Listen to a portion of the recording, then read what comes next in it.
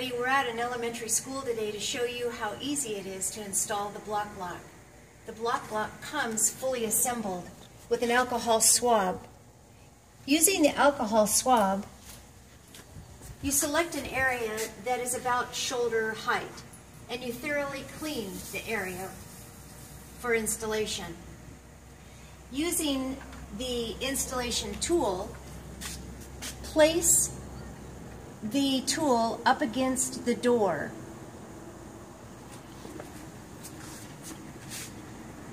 On the back side of the block lock, you'll see an adhesive strip. Remove the adhesive strip before installation. Align it with the template. Press and hold for 30 seconds. Remove the template and the block lock is installed. That's simple.